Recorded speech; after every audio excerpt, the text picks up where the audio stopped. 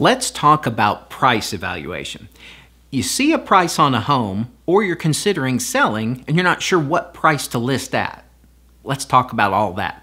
My name is Sean Larson, real estate broker, and trying to price a home or evaluate the price of a home can be kind of tricky because it's revolving around what's called comps. A lot of it is. And sometimes people misinterpret what a comp is. So this content is going to apply for sellers and buyers depending on which side you're evaluating the price from. So let's take, for example, a homeowner who's planning on listing and they want to establish a price for their home. Usually what'll happen is they will start seeing homes around them selling. Now keep in mind, we are all subjective about our homes. We love our homes. We think our homes are the best. So we tend to grab the information that is most favorable for us. See what I'm getting at? So it's quite common that somebody will say, well, the home down the street sold for, and the home over there sold for. And the homes might not be similar to the subject home at all. It's just that they liked how high those prices were, so they want to make them similar to theirs, so their home will have that level price. So let's talk about what a comp is. A comp is a comparable property, a property that is similar. It is close by, but just because it's close by does not inherently make it a comp. So you're looking for homes that are similar, they have similar characteristics, similar level finish, inside, outside, similar lot quality, and things like that. So when an appraiser looks at several properties and is trying to appraise and establish a value for a home, they're not going to find two homes that are exactly the same. So what they do is they try to find homes that are similar, and then they use financial offsets to compensate for the differences in the homes to establish a value. So as somebody who is selling, you kind of have to do that same type of thing. And as somebody buying, you also have to look at that in order to establish what you want to offer for the home. So if you look at the characteristics, the finish level, the age of the home, the lot, you look for what are favorable items and things that may not be favorable. Now keep in mind, if it's a super hot market, you may not have that kind of choice. Homes might be flying off the market so fast that you pay list price or above, and that's what it is. But if you're in a more balanced market where things are negotiable and you are looking at homes, maybe you have a collection of homes and you're trying to find the differences, go ahead and look for the offsets between the two. What makes them similar? What makes them dissimilar?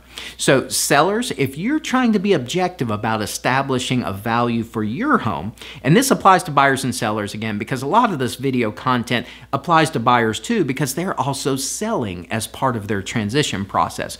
So sellers, if you're objectively trying to look at your home, you have to look from the eyes of the buyer. You have to look at what are favorable things about your home and what might be objections. Objections a lot of times might be things like a steeply sloped yard. You might be in a flight path for an airport. You might be sitting by a train. And I list those things, but I know plenty of people who love trains, who love airports, might even want the sloped lot. But you have to keep in mind, we are trying to market your home to a broad base. You know, we're not trying to price the home so that one person who loves trains comes by. We're not trying to do that. We're trying to market your home to as many people as possible, because remember, demand relates to how many people want it. So if you just have one person who loves trains or planes or something like that, that doesn't drive demand, and demand drives price. So you're wanting your home to appeal to a lot of people. So we're trying to look through the eyes of a lot of buyers. So what do a lot of buyers love and what is an objection to a lot of buyers? So as a seller, you have to look at those things. As a buyer, when you're trying to evaluate a price on a home, you look at those things as well. So if you have a couple of homes that are similar, you look at what might be favorable and what might be a disadvantage. And sometimes that can become a negotiation tool. Especially if you see a home might be sitting for a while, days of market are trying to tick up a little bit, you might look at what the disadvantages are, and that might become a negotiation tool for you. When we're comping homes, we're looking at finish level, size of homes, beds, baths, all that stuff. And like I mentioned with the appraiser, you're doing financial offsets. But you also have to consider there are some things in a home that are not counted in square footage. So if you're trying to compare from your computer screen a couple different homes, and one has a certain square footage and the other is similar, but they're priced very differently, start looking at what the differences are in a positive way.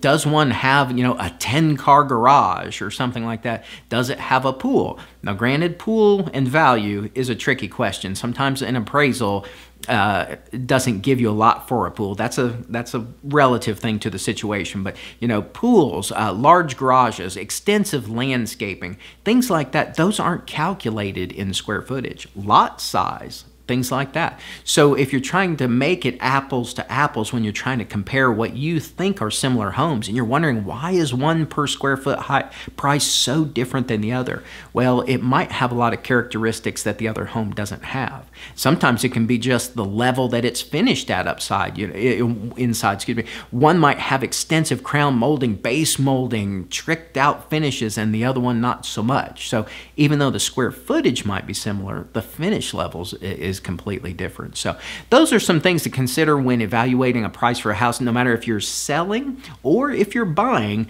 those are just ways to start looking at the price. There's a lot that goes into it, but if you have any questions about that, I'm always happy to answer it and explain more about it. Again, my name is Sean Larson, a real estate broker. I hope you have a super day. Thanks so much.